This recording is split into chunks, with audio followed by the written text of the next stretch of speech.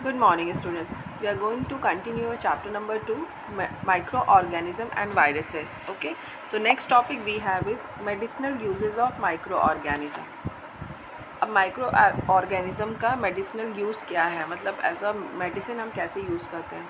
The antibiotics in industry are manufactured by growing specific micro organism under control conditions. जो micro organism होते हैं वो actual में antibiotics को मैन्युफैक्चर करते हैं इन द इंडस्ट्री, जो कि एक कंट्रोल कंडीशंस में होता है. Okay. Antibiotic are use in the treatment of infection in human as well as the animals.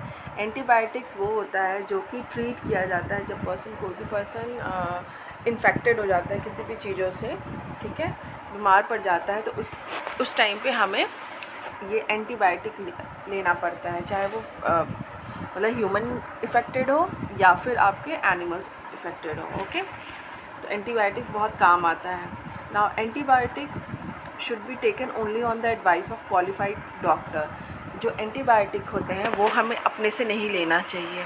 जैसे शॉप्स पे बहुत सारे मेडिसिन होते हैं, हम जाके ले लेते हैं कि पेट में दर्द है, वॉमिटिंग हो रही है, लूज़ मोशन हो रहा है, बट लेकिन एंटीबायोटिक एक ऐसा है कि हमें सिर्फ डॉक्टर से पूछ के ही लेना है. Next point, do not take antibiotic if not needed. Antibiotic को बहुत ज़्यादा नहीं लेना चाहिए जब तक उसकी ज़रूरत ना हो. The antibiotic not required may kill the beneficial helpful bacteria. Okay. जो एंटीबायोटिक होते हैं नॉट रिक्वायर्ड में किल द बेनिफिशियल और दी हेल्पफुल बैक्टीरिया. मतलब जो एंटीबायोटिक ज़्यादा रिक्वायर्ड नहीं होता है जिससे कि हमारे जो बेनिफिशियल बैक्टीरिया होते हैं हमारे इनर, उन्हें मार सकें. Okay. Now next topic is vaccine. Now vaccine क्या है? Another way to prevent disease in immunization. जैसे एंटीबायोटिक एक है जो हमारी बॉडी को बहुत स्ट्रॉन्ग बनाता है, ठीक है, वैसे ही वैक्सीन होता है जिससे हमारी बॉडी में इम्यूनिटी सिस्टम हमारा बहुत अच्छा हो जाता है. Right. Another way to prevent disease in immunization is done by using vaccine. ये जो इम्यूनाइजेशन मैं बता रही हूँ ये ओनली थ्रू होता है वैक्सीन, मतलब वैक्सीन के थ्रू, मतलब इसको इंजेक्ट किया जाता है हमारी बॉडी में. A small dose of weaken or kill disease causing microbes needed the immunise the body against a particular disease called the vaccine. ये इम्यूनाइजेशन है, ओके, एक तरह का स्मॉल डोज होता है. जो हम वैक्सीन हमारे बॉडी में लग रहा है एक छोटा सा डोज होता है जिससे कि हमारे बॉडी में जो भी मतलब इन्फेक्टेड चीज़ें हैं उससे हमारा बॉडी लड़ सके, और हमारी बॉडी को जो ये इम्यूनिटी सिस्टम मिलता है, प्रोवाइड होता है, उसी को हम क्या बोलते हैं? वैक्सीन. ओके.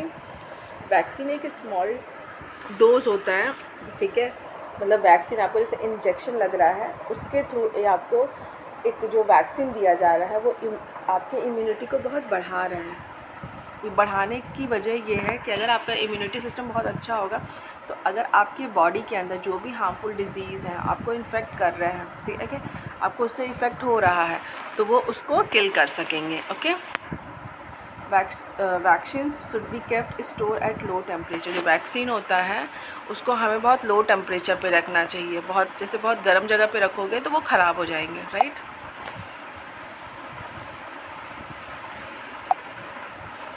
अब देखिए वैक्सीन कैसे काम करता है. How does the vaccine work? ठीक है. When a disease causing microbes enter our body, मतलब कोई भी आप माइक्रोब्स से यहाँ समझिए कि जैसे आप फीवर आ गया तो आपको कुछ एक्सटर्नल इफ़ेक्ट पड़ा आपकी बॉडी में जिसकी वजह से आप बीमार पड़ गए. ओके. तो यहाँ बता रहा है when a disease causing microbes enter our body. अगर आपकी बॉडी में कोई भी माइक्रोब्स अंदर आते हैं, the body produces antibodies to fight the invaders. जो बाहर से जो भी माइक्रोब्स आ रहा है तो एंटीबॉडीज़ जो हमारे अंदर होती हैं वो उनसे फाइट करते हैं. These antibodies destroy the weakened microbes and remain in the blood to fight any further attack by such disease causing microbes. Okay. जो एंटीबायोटिक्स होते हैं डिस्ट्रॉय करते हैं, मतलब जो हमारी बॉडी इंटरनली हमारी बॉडी में वो प्रेजेंट होते हैं, जो कि जितने भी वीकेंस माइक्रोब्स होते हैं, मतलब जो जितने भी दुश्मन समझो आप यहाँ पे दुश्मन होते हैं, जितने भी कमज़ोर होंगे उनको मारेंगे and remain in the blood to fight, और ब्लड को इतना वो स्ट्रॉन्ग बना देते कि ब्लड जिससे उससे फाइट करता है कि दोबारा वो अटैक ना कर पाए वो microbes, right. Now children are more sensitive, बच्चे बहुत सेंसिटिव होते हैं, सबको पता है। To protect them from any harmful microbes, उनको प्रोटेक्ट करना पड़ता है किसी भी हार्मफुल माइक्रोब से। Appropriate vaccine must be given at a suitable age, इसकी वजह से हम लोग एक सुटेबल एज पे उनको वैक्सीन प्रोवाइड कराते हैं। Such vaccine are easily available in hospital and health centre, जो ये वैक्सीन होता है ईजिली अवेलेबल होता है सेंटर्स में। The following chart given in recommended schedule of immunization of children, okay. अब देखिए, सून आफ्टर बर्थ, जैसे ही बर्थ होता है बच्चे का, जैसे ही वो पैदा होता है तो उसको स्मॉल पॉक्स BCG का इंजेक्शन लग जाता है, राइट। 4 to 9 मंथ में उसको DPT triple vaccine 2 dose at an interval of 8 to 12 weeks, polio 3 dose at an interval of 4 to 6 age, okay. 8 to 12 weeks के अंदर उन्हें DPT का लगता है, ट्रिपल वैक्सीन लगता है, ठीक है। पोलियो का लगता है 4 to 6 वीक के अंदर। जब वो 1 ईयर के होते हैं बच्चे तो स्मॉल पॉक्स रीवैक्सीनेशन, मतलब जब स्मॉल पॉक्स तो स्टार्टिंग में ही लग जाता है जब वो पैदा होते हैं, बट उनको 1 साल के होने के बाद भी उन्हें एक स्मॉल पॉक्स का लगता है, मतलब दोबारा उनको वैक्सीनेट किया जाता है, ओके। फिर 1.5 से 2 साल में 1.5 to 2 ईयर्स में उनको DPT बूस्टर डोज लगता है। अब ये DPT ट्रिपल वैक्सीन जो 4 to 9 मंथ्स में लगता है, तो इससे ये उनको बूस्टर डोज है, मतलब उनकी बॉडी बहुत स्ट्रांग बनाई जाती है।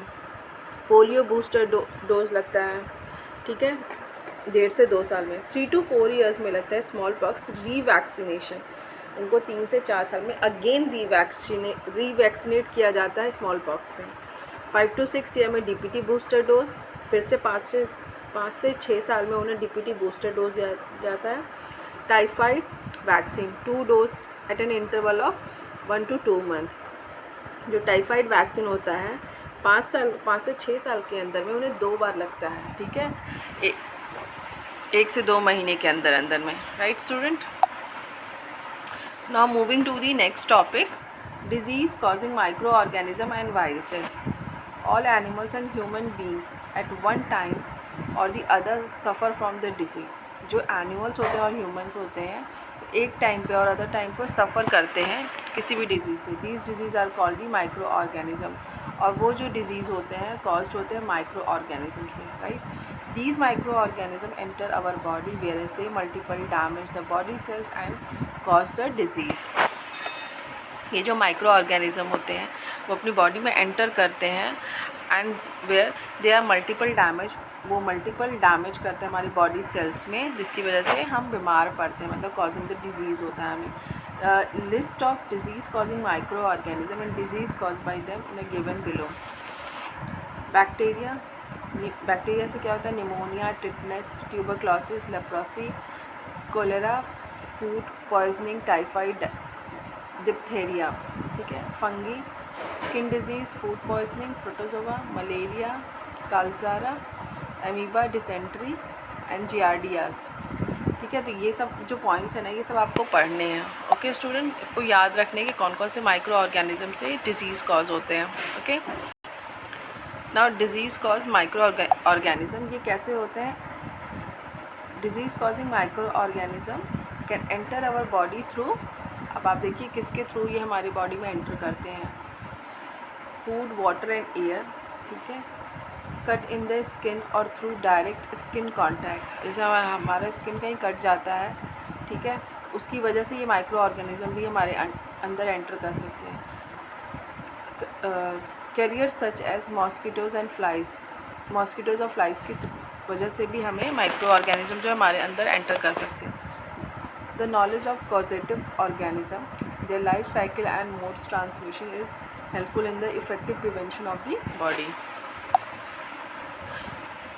नाउ नेक्स्ट टॉपिक आपका है जो disease causing by micro organism and viruses, okay. Disease cause by micro organism such as अब आपसे जब भी कोई क्वेश्चन होगा कि कौन कौन से डिजीज़ कॉज है माइक्रो ऑर्गेनिज्म से होते हैं, तो आपको बताना है bacteria, fungi, viruses and the protozoa are the communicable और इन्फेक्शियस डिजीज़। मतलब ये कम्युनिकेबल मतलब एक से दूसरे में कम्युनिकेट होते हैं, ये वो डिजीज़ हैं। और infectious disease, okay. Now what are the communicable disease? Communicable disease आप समझिए क्या होता है।